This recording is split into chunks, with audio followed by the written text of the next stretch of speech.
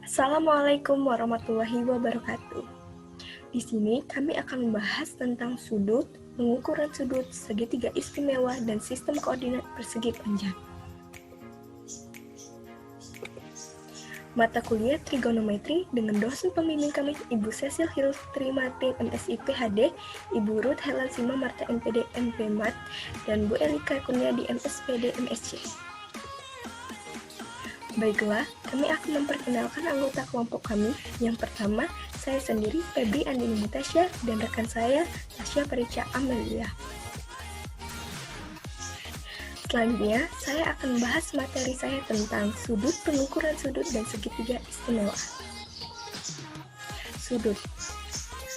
Sudut adalah daerah yang dibentuk oleh pertemuan dua sinar garis lurus yang memiliki pangkal yang sama. Sinar garis lurus tersebut disebut kaki sudut dan pangkal sinar disebut titik sudut. Terlihat pada gambar di atas ini, AO dan BO adalah kaki sudut dan O adalah titik sudut. Notasi simbol untuk sudut adalah seperti terlihat pada PPT. Untuk nama sudut tersebut adalah sudut AOB. Sudut terbagi menjadi tiga, yaitu sudut lancip, sudut tumpul, dan sudut siku-siku. Sudut lancip memiliki besar sudut lebih besar dari 0 derajat dan kurang dari 90 derajat. Sudut tumpul memiliki besar sudut lebih besar dari 90 derajat dan kurang dari 180 derajat. Dan sudut siku-siku memiliki tepat 90 derajat. Pengukuran sudut. Pengukuran sudut adalah membandingkan sudut yang akan diukur dengan sudut pembanding. Sebuah sudut dapat ditempatkan pada sudut yang lain untuk memperoleh bahwa yang pertama lebih kecil, sama, atau lebih besar dari sudut yang kedua. Pengukuran sudut terbagi menjadi dua. Yang pertama, ukuran derajat. Ukuran yang dapat dibentuk pada bidang datar dengan satuan derajat menggambarkan 1/360 dari putaran penuh.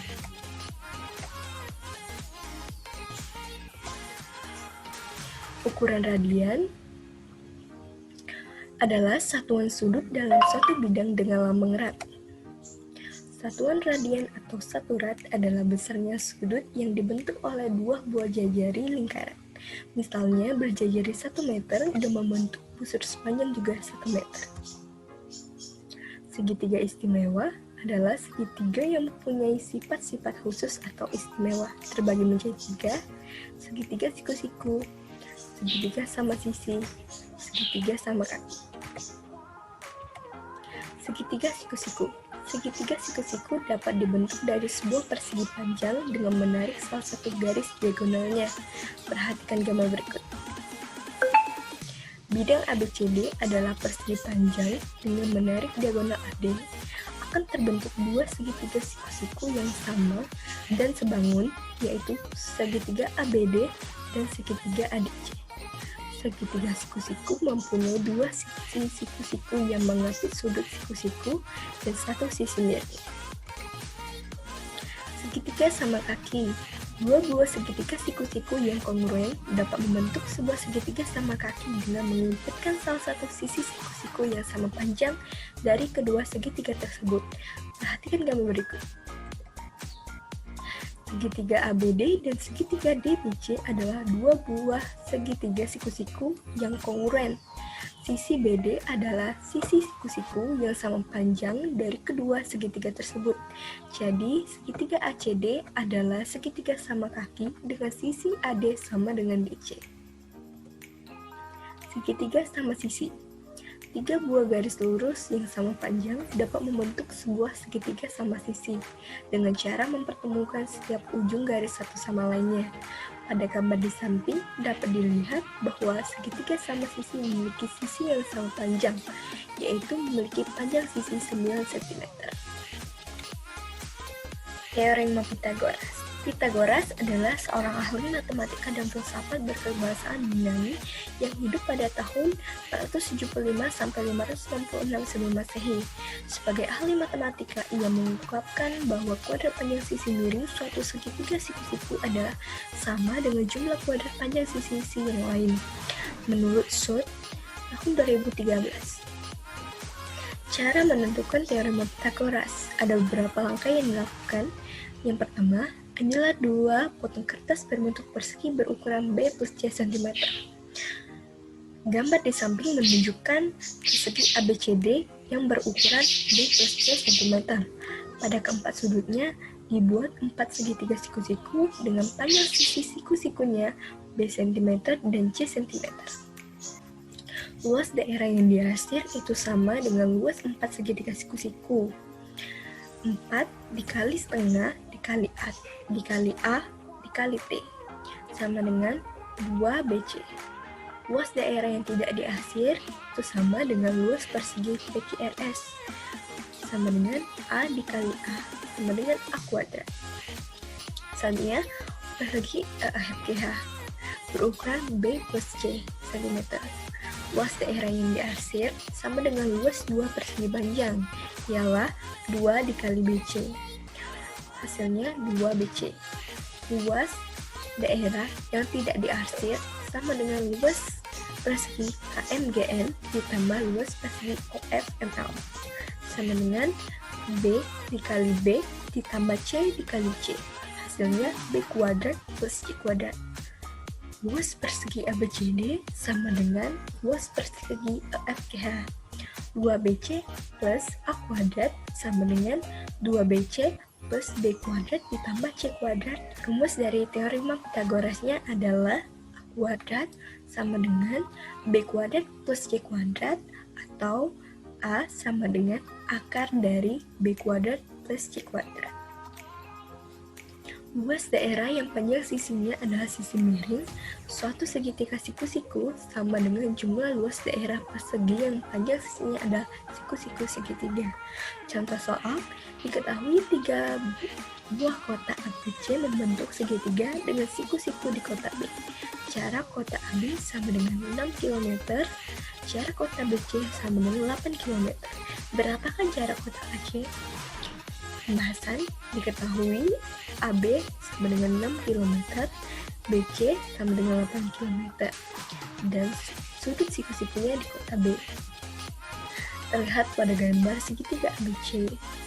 Dan kita tahu bahwa rumus dari teorema Pythagoras adalah A kuadrat sama dengan B kuadrat plus C kuadrat. Maaf, salah. Jadi, AC sama dengan akar dari AB kuadrat plus BC kuadrat sama dengan AB-nya adalah 6 dan BC-nya adalah 8. Akar dari 6 pangkat 2 ditambah 8 pangkat 2 sama dengan akar dari 36 ditambah 64 sama dengan akar dari 100. Jadi didapatkan AC sama dengan 10 km.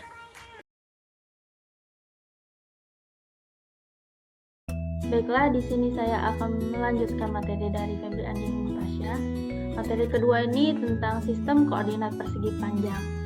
Nah, materi ini terbagi menjadi beberapa subbab, yaitu pengertian tentang sistem koordinat persegi panjang. Yang kedua yaitu tentang sejarah sistem koordinat kartesius. Yang ketiga tentang bagian kuadran.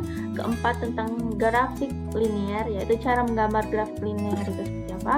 Lalu grafik parabola sama seperti grafik linear, yaitu cara menggambarkan grafik parabola. Lalu ada cara menghitung jarak, ada macam-macam persamaan lingkaran, dan sudut di posisi standar atau sudut koterminal. Lalu tentang pengertian. Pengertian sistem koordinat persegi panjang adalah sistem koordinat yang mempunyai sepasang sumbu yang berpotongan tegak lurus. Nah, sumbu yang mendatar atau horizontal itu disebut sumbu X dan disebut juga sumbu absis. Lalu sumbu yang vertikal yang tegak ini adalah sumbu Y yang disebut juga ordinat. Kedua sumbu yang berpotongan pada sebuah titik yang disebut titik pangkal. Titik pusat 0 ini disebut titik pangkal. Lalu sistem koordinat persegi panjang juga disebut sebagai bidang XY, bidang koordinat atau sistem koordinat kartesius. Jadi sistem koordinat persegi panjang ini juga disebut sistem koordinat kartesius.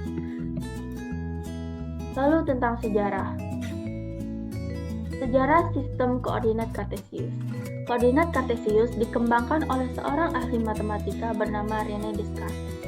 Sebuah cerita lama menggambarkan bagaimana filsuf atau matematikawan abad ke-17 René Descartes menemukan sistem yang telah menjadi dasar aljabar saat sakit di tempat tidur. Menurut ceritanya nih, Descartes sedang menatap seekor lalat yang merayap di langit-langit ketika dia menyadari bahwa dia bisa menggambarkan lokasi lalat dalam kaitannya dengan garis tegak lurus yang dibentuk oleh dinding yang berdekatan di kamarnya. Dia memandang garis tegak lurus sebagai sumbu horizontal dan vertikal. Lebih lanjut, dengan membagi setiap sumbu menjadi satuan panjang yang sama. Descartes melihat bahwa mungkin untuk menemukan objek apapun dalam bidang dua dimensi dengan hanya menggunakan dua angka perpindahan dari sumbu horizontal dan perpindahan dari sumbu vertikal. Meskipun ada bukti bahwa gagasan yang mirip dengan sistem Kisi Descartes sudah ada berabad-abad sebelumnya, Descartes lah yang memperkenalkan komponen yang membentuk sistem koordinat kartesian. Sistem Kisi yang memiliki sumbu tegak lurus. Descartes menamainya sumbu horizontal sebagai sumbu X dan sumbu vertikal sebagai sumbu Y. Nah, kita bisa lihat di situ ada foto dari matematikawan yaitu René Descartes. Oke, lanjut ke kuadran. Di SMA sudah kita pelajari nih tentang kuadran, bahwa sumbu X dan sumbu Y membagi bidang datar menjadi 4 bagian atau daerah yang dinamakan kuadran. Nah, di situ ada gambar, kita bisa lihat bahwa kuadran pertama itu ada di sebelah kiri atas, yaitu di atas sumbu X dan di sebelah kanan sumbu Y. Lalu kuadran kedua itu ada di sebelah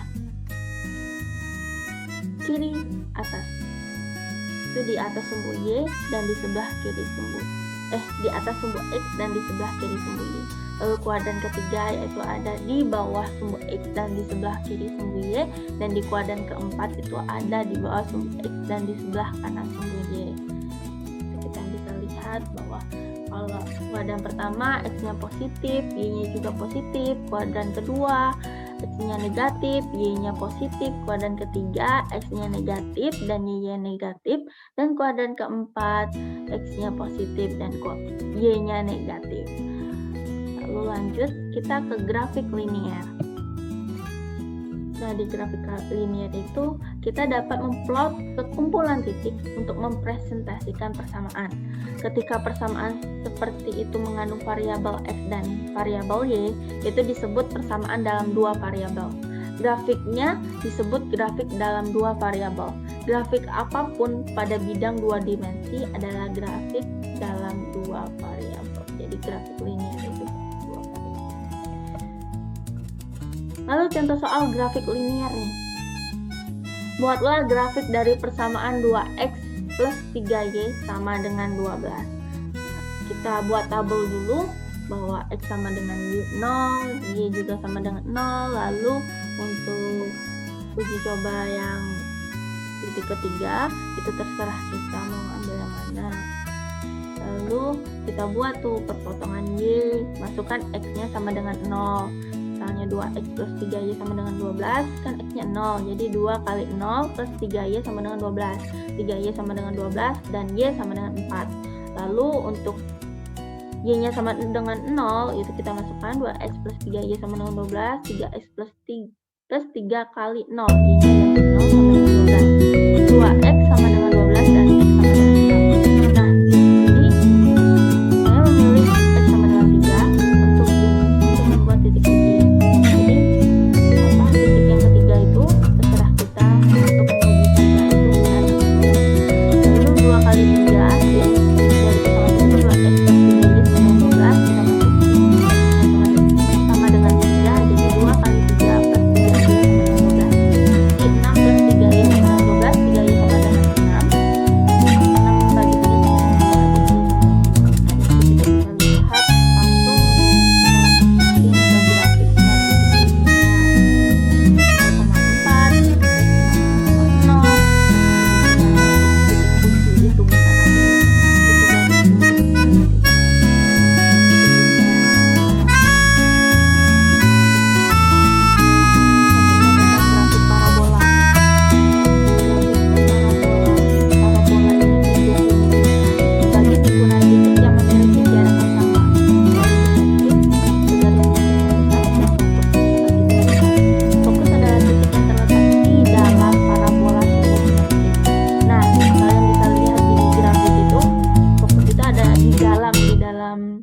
parabola tersebut.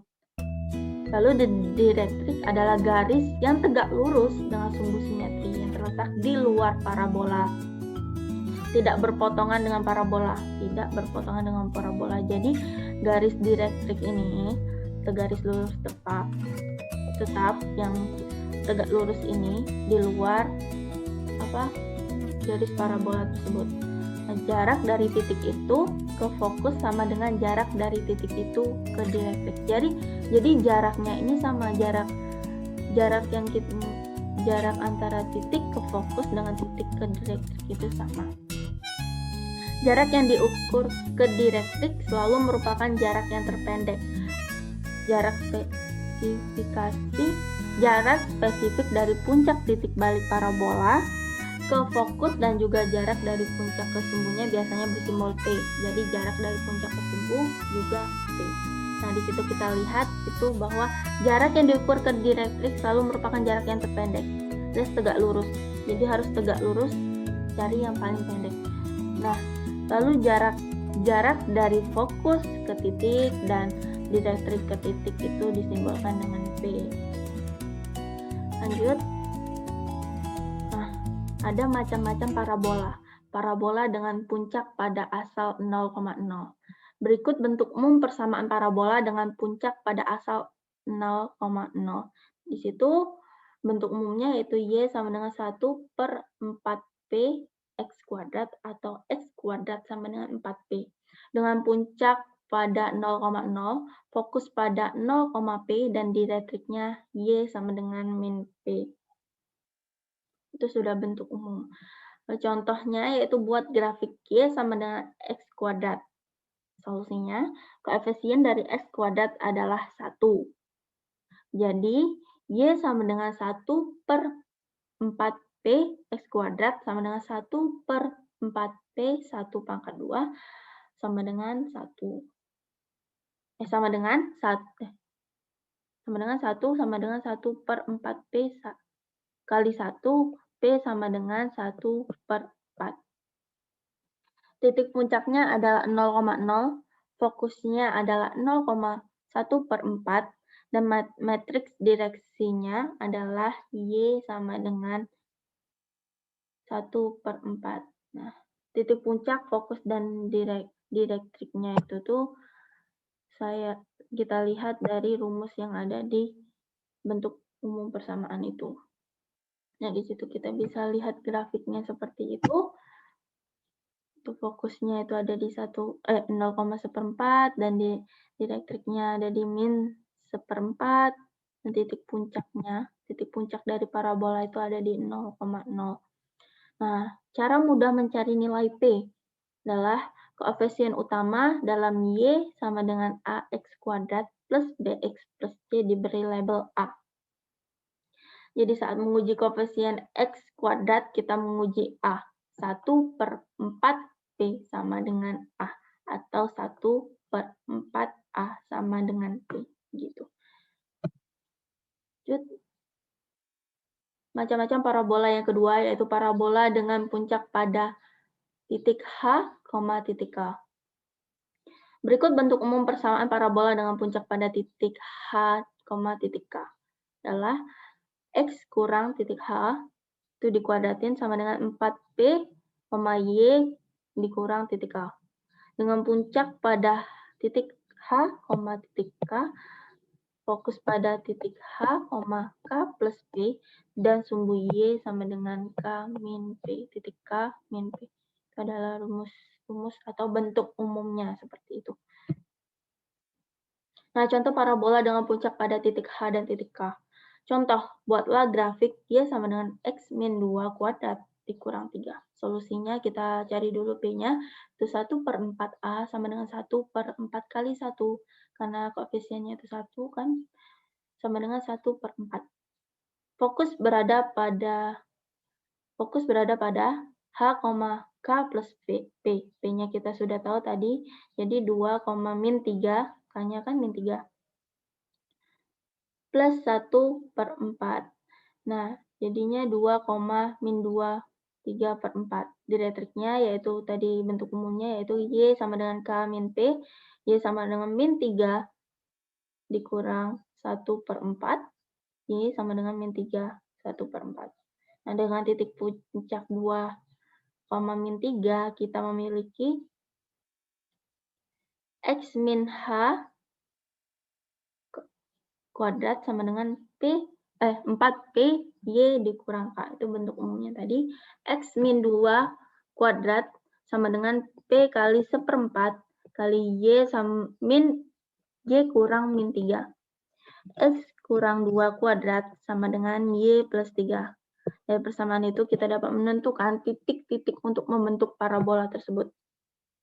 Itu X sama dengan 0, itu X-nya diganti 0 dari persamaan di atas. X kurang 2 kuadrat sama dengan Y plus 3. X-nya ganti 0, 0 kurang 2 kuadrat sama dengan Y plus 3. Jadi min 2 kuadrat sama dengan Y plus 3. 4 kurang 3 sama dengan Y. Jadi Y-nya adalah 1. Lalu untuk Y sama dengan 0, itu dari persamaan di atas. X min 2 kuadrat sama dengan Y plus 3. X min 2 kuadrat sama dengan Y-nya diganti 0, 0 plus 3, jadi X kuadrat min 4X plus 4 dikurang 3 sama dengan 0, X kuadrat min 4X plus 1 sama dengan 0. Jadi X yang pertama yaitu 0,27, X kedua sama dengan 3,73. Nah, di situ kita bisa lihat bahwa jarak P ke dielektrik dan jarak P ke fokus itu 1/4. Nah, fokusnya itu ada di titik 2, min 2 3/4. Nah, itu kita bisa lihat. Lalu dielektriknya itu ada di titik min 3,14. Itu. Lalu dengan titik puncak itu dari persamaan itu kita bisa lihat bahwa X-nya yang memotong sumbu X itu ada di 0,27 dan 3,73.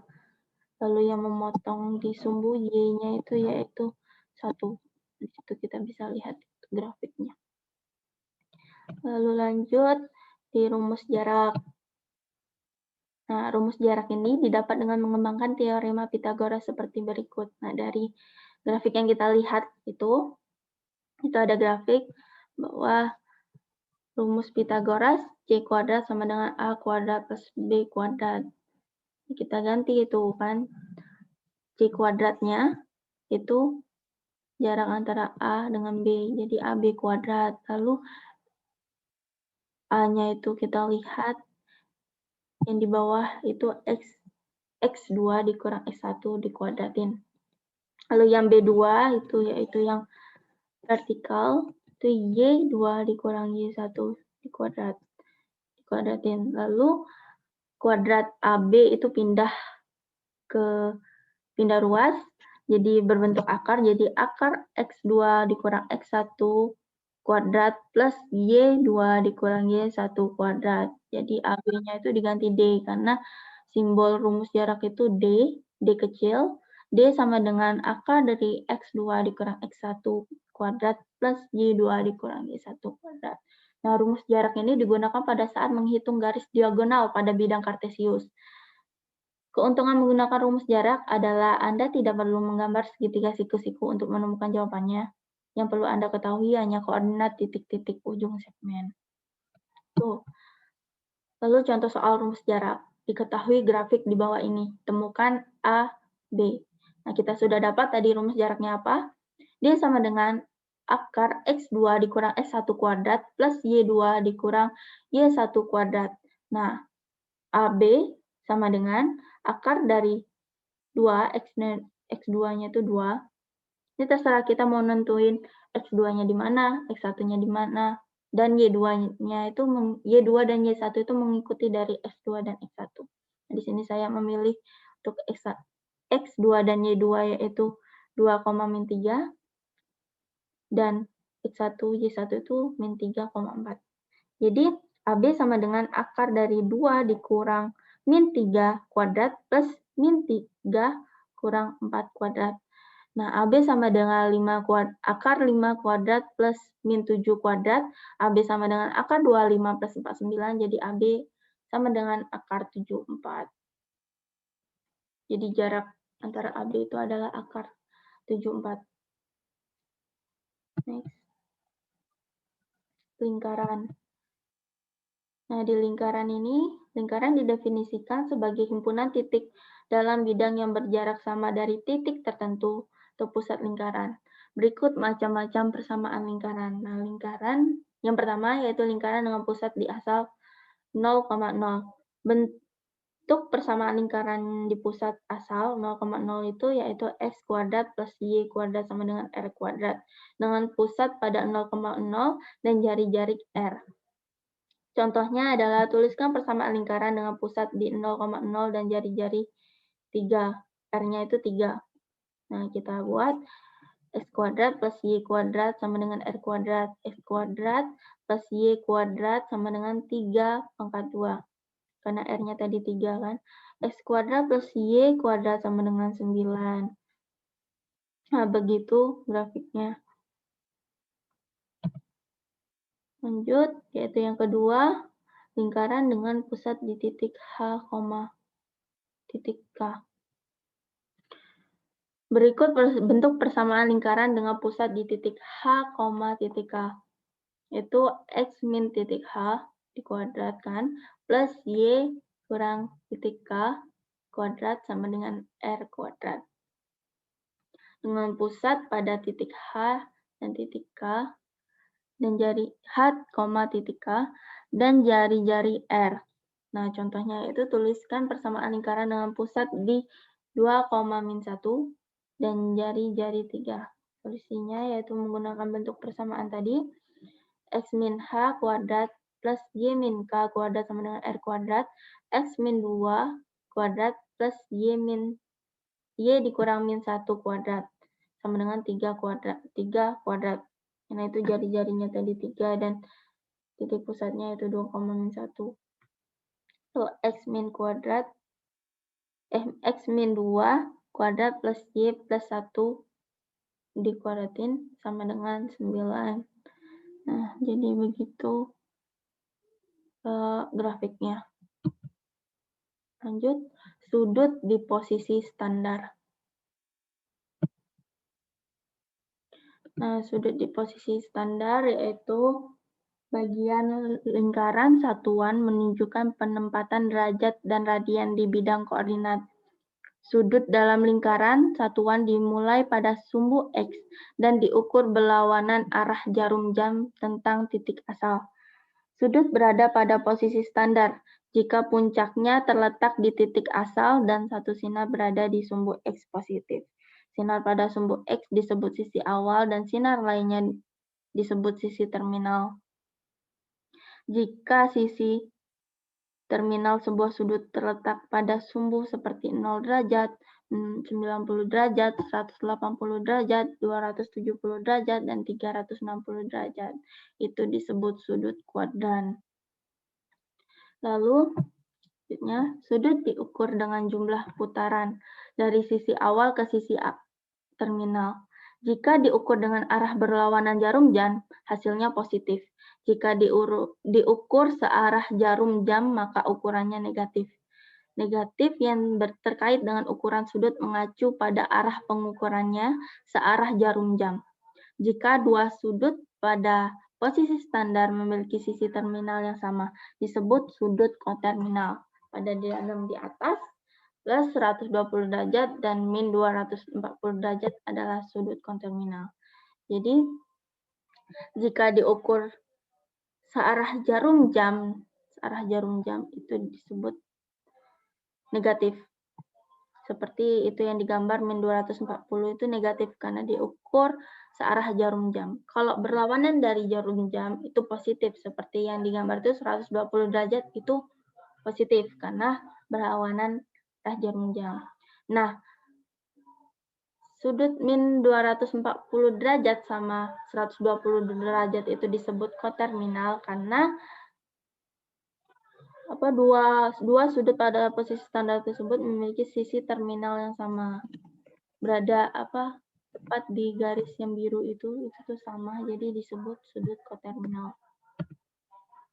Lalu tentang sudut koterminal. Kita dapat mencari sudut koterminal dari sudut tertentu dengan menggunakan rumus berikut. Sudut koterminal dari sudut tertentu, theta, dapat diperoleh dengan menambah atau mengurangi kelipatan 360 derajat atau 2pi radian. Nah, koterminal dari theta sama dengan theta plus 360 derajat kali K. Jika theta diberikan dalam derajat, terminal dari theta diberikan dalam derajat.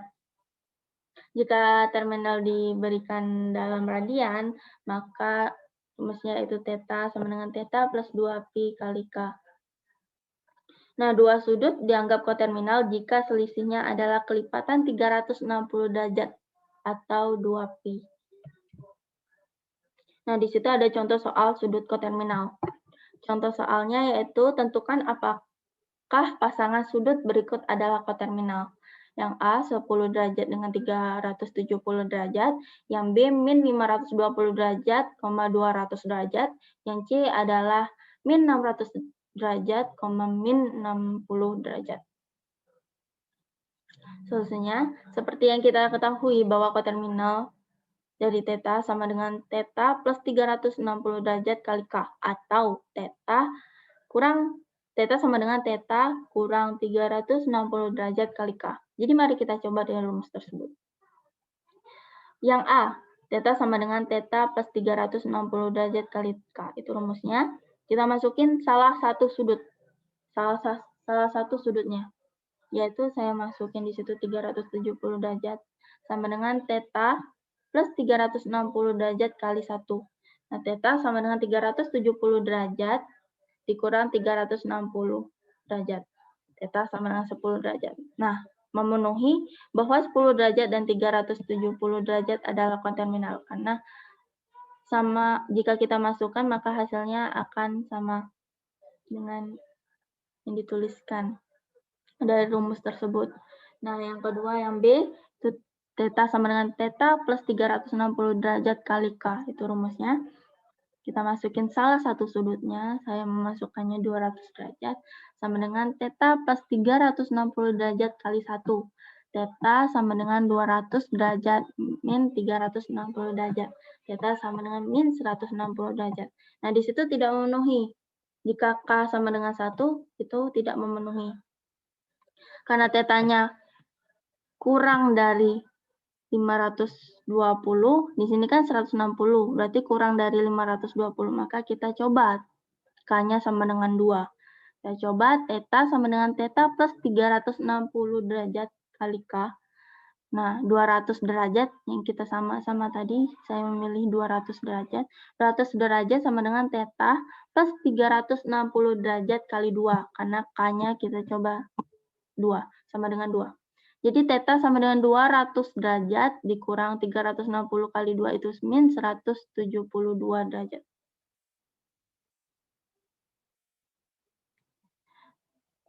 Kenapa min? Karena tadi ada perpindahan ruas. Jadi theta sama dengan min 520 derajat. Nah, memenuhi bahwa min 520 derajat dan 200 derajat adalah koterminal. Nah, lalu yang ketiga, yang C adalah theta sama dengan theta plus 360 derajat plus K. Itu dari rumus. Lalu saya memilih sudut min 600 derajat. Jadi min 600 derajat sama dengan theta plus 360 derajat kali 1. Theta sama dengan min 600 derajat kurang 360 derajat.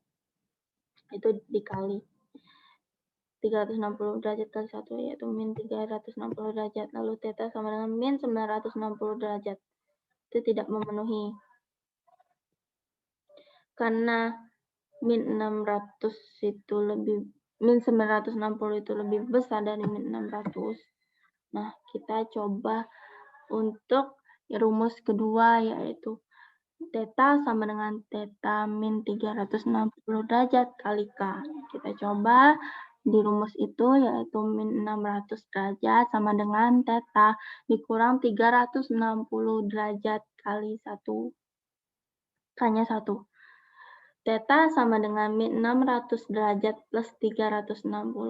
Theta sama dengan min 240 derajat. Tidak memenuhi. Jadi min 240 itu lebih besar dari min 60.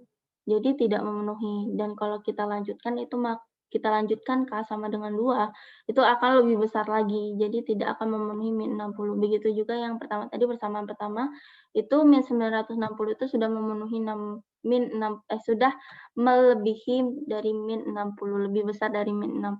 Makanya kalau kita menambah K sama dengan 2, itu hasilnya akan lebih besar lagi dan malah tidak memenuhi lagi.